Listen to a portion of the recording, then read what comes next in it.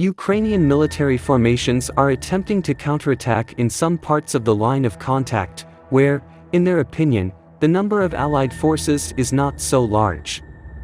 However, such attempts end the same way for the armed forces of Ukraine. Another attempt to break through our defense of the armed forces of Ukraine was made in the Ugledar direction. Reportedly, at night, the positions of the Russian army units were attacked by up to a company of Ukrainian servicemen, supported by several tanks and infantry fighting vehicles. The attack was repulsed, some of the attackers were destroyed, some, including one of the officers with the rank of captain, were captured, someone managed to escape. Also, enemy armored vehicles, knocked out by our servicemen, remained on the battlefield.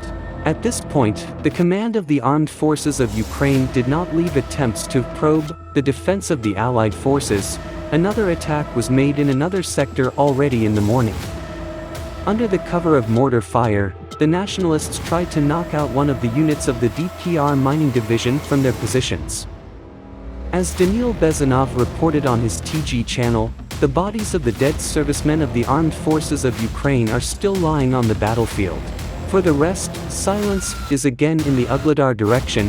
The enemy again went on the defensive in the field of an unsuccessful attack attempt. Positional battles are taking place in the area of Ugledar itself, Velikaya Novoselovka, Novomikhalovka and in Mariinka.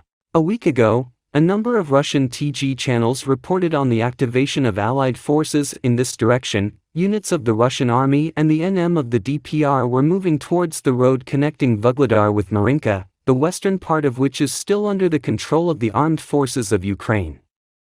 Now our troops are trying to drive the enemy out of Pavlovka, occupied by the armed forces of Ukraine a month ago.